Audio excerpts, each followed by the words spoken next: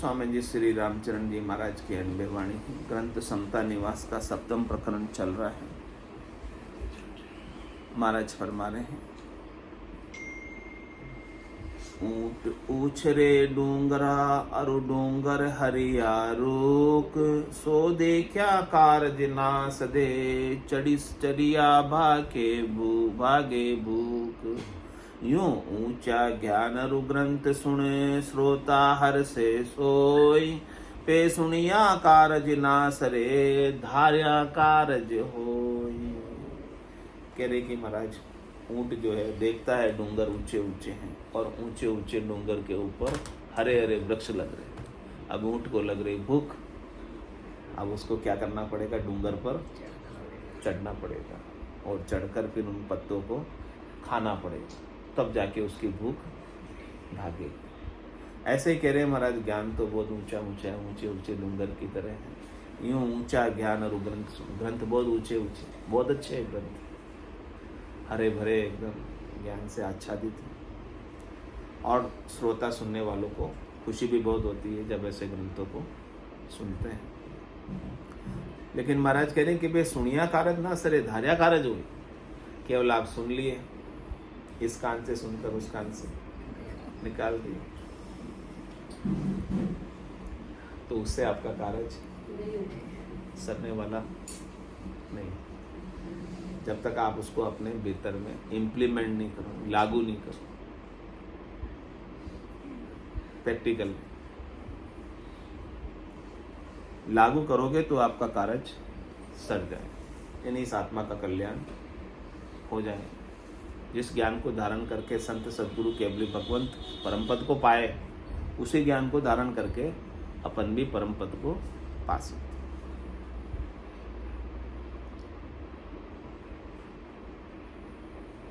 भोजन निजरिया दर्शे अरु महिमा सुने जुकान, पे मुख से ते पाया बिना तिरपत होई न प्राण। कह रहे कि 56 भोग आपके सामने रखे हो, आपको दर्शन में आ रहे हैं, और उस 56 भोगों की महिमा भी बड़े स्वादिष्ट हैं, पकवान सब तरह के हैं उसमें। ऐसी महिमा भी हमने कान से सुनी हुई है। लेकिन वो 56 भोग क्या है कि एकदम वो उसके आगे कांच लगा हुआ है, अंदर पड़े, आप बाहर हैं, वो अंदर पड़े। देख रहे हो बहुत अच्छे अच्छे, मुंह में लार भी टपक रही है उनको देख कर, लेकिन उधर कांच को पार करके जा नहीं सकते वो अंदर।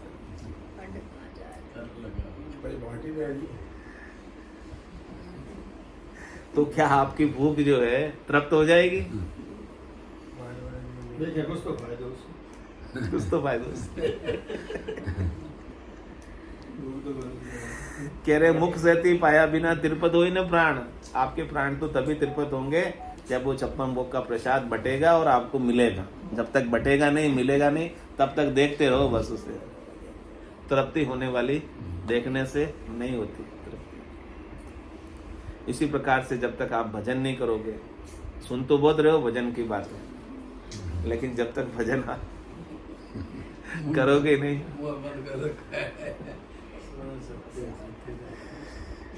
तब तक आपकी आत्मा को शांति, संतोष, शीतलता, धैर्यता बरतेगी नहीं।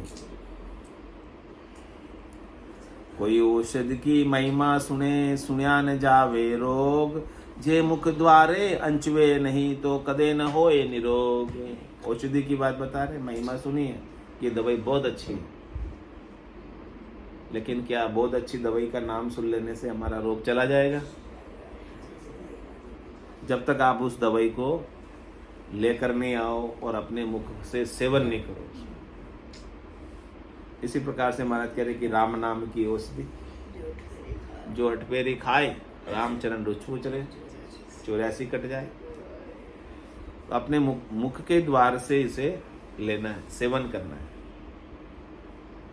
तभी आप निरोगी होंगे। तभी आत्मा को जो असाध्य रोग लग रहा है, बार बार जन्मने का और मरने का, वो रोग इसका निवृत्त होगा। कथा जथा श्रवणा सुने, अरु सुने सुधारे नाय, राम भजन मुख ना करे, तो कर्म किसी विधि जाए। कह रहे कथा भी सुनी आपने, अपने कानों के द्वारा श्रवण किया और सुनने के बाद धारण नहीं किया, सुनकर चले गए, राम भजन किया नहीं मुख से। तो महाराज फरमाने हैं कि आपके कर्म कैसे कटेंगे? कर्म तो राम भजन से ही कटेंगे। कह शुक्राम शरण तेरी ऐसी मोही बताई, भजन किया सो कर्म कटेला और कटे पलक के। कर्म किससे कटेंगे? भजन से ही कटेंगे, उसके बिना तो कटने वाले। और कर्म नहीं कटेंगे तब तक परम पद नहीं मिलेंगे।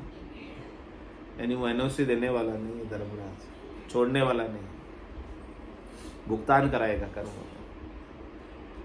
कर्म कट जाएंगे तो वो नो ड्यू सर्टिफिकेट दे देगा, आपका कोई बकाया नहीं, जाओ। तो कर्मों को राम भजन से कर्म कटेंगे, कर्म काट के अपने को एनओसी ले लेनी उससे, कभी अब तेरे छत्राधिकार से हम बाहर है, अब तेरे पास इन कर्मों का न्याय कराने के लिए हमें आने की आवश्यकता नहीं रहेगी। ऐसे उसे एनओसी ले लो, नो ऑब्जेक्शन सर्टिफिकेट, उसको ऑब्जेक्शन नहीं रहेगी। जाओ, आप मुक्त हो तो जाओ, कर्म में बंधे हो तो यहीं रहो, कामनाओं में बंधे हो तो यहीं रहो, चाहना में बंधे हो तो यहीं रहो। कि चाहना है अभी कुछ न कुछ सुख लेने की, सुख लेने के लिए कोई कर्म करना पड़ेगा, और कर्म करने का उसका फल भी है, वापस भोगना पड़ेगा।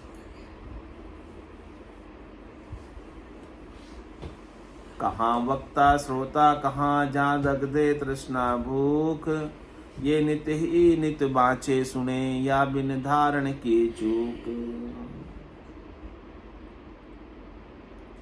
कह रहे भले श्रोता हो चाहे वक्ता हो, नित ही बाँच रहे, नित ही सुन रहे, लेकिन अभी तक भूख प्यास बुझी नहीं। अभी भी शरीर संसार के सुखों की कामना, इच्छा, वासना, आशा, तृष्णा, मनोरथ, मनोकामना, संकल्प, विकल्प बने हुए। इसके पीछे कारण क्या है? महाराज के कारण है कि बिन धारण की चूक। सुना तो है आपने बहुत अच्छा, लेकिन उसे धारण नहीं किया। धारण करने में चूक हो, धारण कर लिए होते तो ये सब चीजें मिट जाती, संतोष में आ जाते, शांति में आ जाते, शीतलता में आ जाते, देवता में आ जाते, चिंता रहित हो जाते, दुख रहित हो जाते, त्रास रहित हो जाते। यही चूक जो धारणा बिना लोभ से द्विजाति दीन भय, इस चूक के कारण, इस ज्ञान को धारण करने के कारण, शरीर संसार के सुखों का लोभ होने के कारण, परमात्मा जाति के होते हुए भी शरीर संसार के हो गए, इंद्रियों वस्तुओं के हो गए, और उनके सुखों के लिए दीनहीन होते हुए याचना करते रहते हैं कि कोई हमें सुखी कर दे।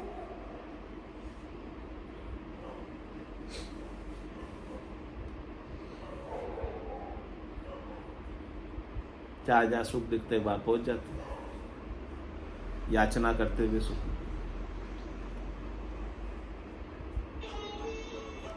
लोभ लगन विस्तार उर जी भया द्विजाति दीन, कर नीच कर्म निरता, धर्म भी शूद्रा का आधीन। वे शूद्रा का आधीन, दासगी ललि ललि करी है, हरि भक्ता से लठर कसर का बचन बकर है। ले राहु केतु सोतिग सुवो, पुनि हत्या खात मतहीन।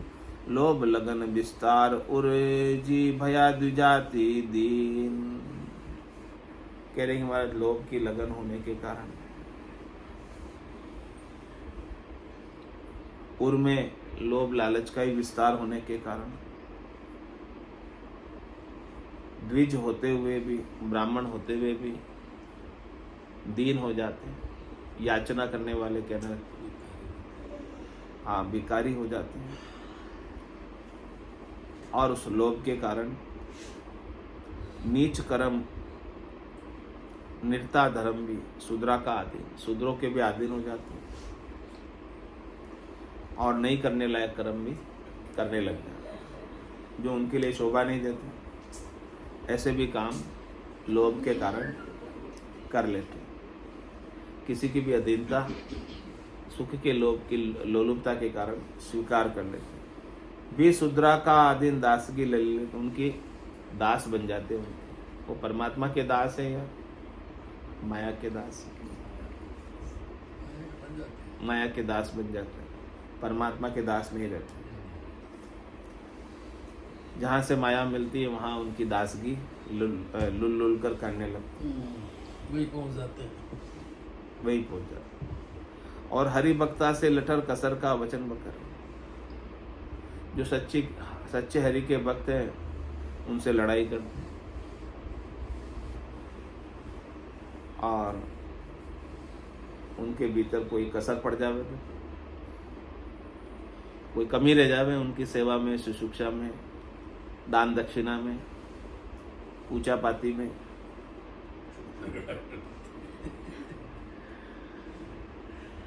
कसर के वचन बोलने लग जाए, कुछ के कुछ बोलने लगे, उल्टा पुल्टा बोलने। ले रहा के तू सोतिक सुवो उन्हें हत्या खात मत ही। इस प्रकार से वो राहु केतु का दान ले लेते हैं, सुवा सूतक का दान ले लेते हैं। ऐसे मती के महाराज कहने की हीन है। लोभ लगन विस्तार उर्जी भया द्विजाति दीन। इस प्रकार से लोभ की लगन होने के कारण ऊंची जाति के होते हुए भी, द्विजाति होते हुए भी, द्विज जाति के होते हुए भी, ब्राह्मण जाति के होते हुए भी दीनहीन हो जाते हैं। ऐसा लोभ उन्हें नीचे उतार देता है ऊपर से। द्विज दीन दुराशा लोभ संग जे आन आश्रय खाए। भक्त संतोषी राम का नहीं दीन दुराशा उपजाए। नहीं दीन दुराश उपजाए राम को समरथ जाने। जाको धर विश्वास कदे ओछी नहीं आने। भंवर वृत्ति बेराग दृढ़ जग से बेपरवाह। द्विज दीन दुराशा लोभ संग जे आन आश्रय खाए। द्विज कह रहे महाराज ब्राह्मण जो है दुराशा और लोभ के कारण दीन बन जाते हैं और अन्य के आश्रय से खाते हैं। लेकिन उससे विपरीत भक्त संतोषी राम, जो भगत हैं राम जी के, वो हमेशा संतोष में रहते, नहीं दीन दुराशा उपजा। उन्हें शरीर संसार के सुखों की दुराशा उपजती ही नहीं। इसे शरीर संसार के सुखों की आशा को महाराज ने क्या कहा? दुराशा। दुराशा वो है जो कभी पूरी नहीं होती, कितना ही प्रयास कर। एक सुख की पूर्ति की तो क्या दूसरा सुख नहीं चाहिए, जागृत हो जाता अपने आप ही। फिर तीसरा चौथा, इसीलिए इसे दुराशा कहा कि जिसे आप कभी पूरी नहीं कर सकते। तुम्हारे से ऐसी दुराशा को रख के कोई फायदा नहीं। इसलिए आप तो राम जी का भजन करो, संतोष में रहो, शीतलता में रहो, धैर्यता में रहो, शांति में रहो। नहीं दीन दुराशा उपजाए राम को समृद्ध। आपने किसका टेका लिया है? समृत राम। किसका शरणा लिया है? समृत राम। तो ऐसे समृत राम जी का टेका लेने के बाद ऐसी छोटी मोटी शरीर संसार के सुखों की दीन दुराशा करना किस प्रकार से है? कल्प वृक्ष के नीचे जाकर कद्दू मांगने के। ऐसे समर्थ के हाथ में तो सब है, कुछ कमी थोड़ी है। तो जाको धर विश्वास कदे ओछी नहीं है। महाराज कह रहे उन पर विश्वास रखो और कभी ओछी छोटी मोटी चीजों की याचना भक्ति करके मत करो। 106 भंवरवृत्ति वैराग दृढ़ जग से बेपरवाह। इस प्रकार से भंवरवृत्ति करके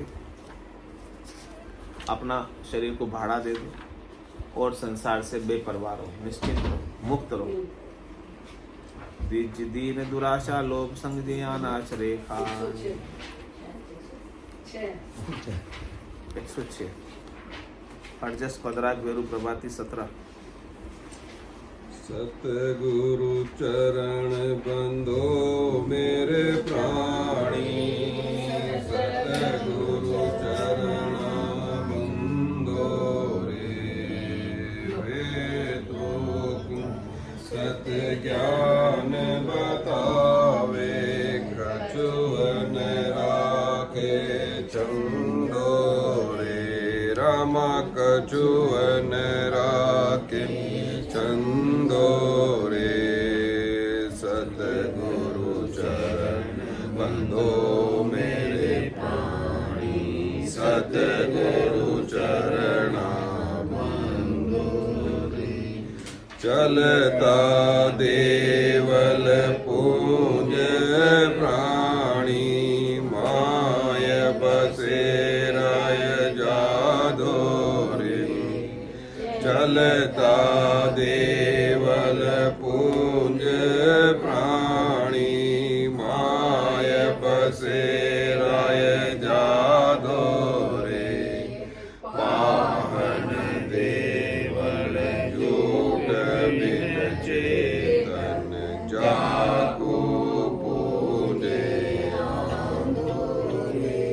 पावन देवल जूट बिन चेतन जाको पूजे आंदो रे राम जाको पूजे आंदो रे सतगुरु चरण बंधो मेरे प्राणी सतगुरु चरण बंधो रे बोलतनो सो निर्गुण कहिए सरगुण काया खंदो रे बोलतनो सो निर्गुण कहिए सरगुण काया खंदो रे सुरगुण निर्गुण ए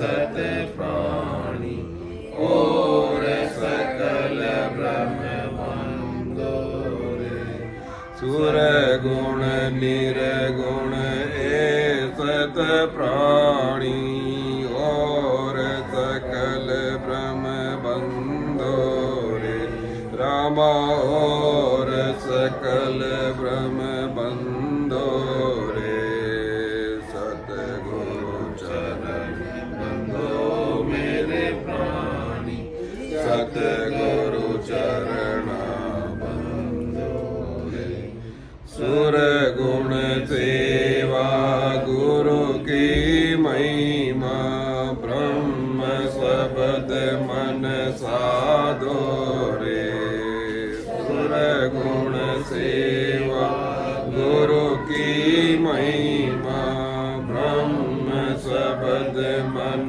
साधो रे कै सुख राम भगत या साची काया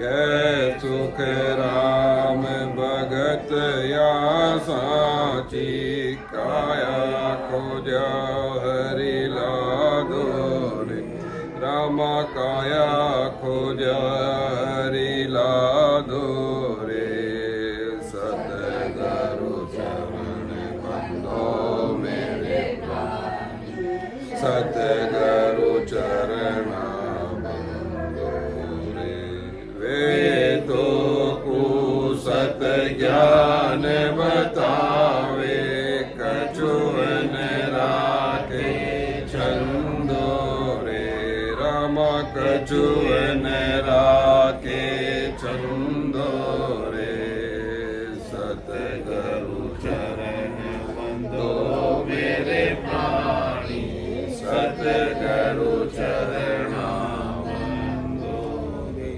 बोलो राम सतगुरु देव जी महाराज धन्य हो परम दयाल सतगुरु धन्य हो सतगुरु रामदेव महाराज के ज्ञान सतगुरु भगवान धन्य हो केवली भगवंता में धन्य हो जीवा तारण जहाज में धन्य हो मोक्ष के मार्ग में धन्य हो अनंत कोटि संतान में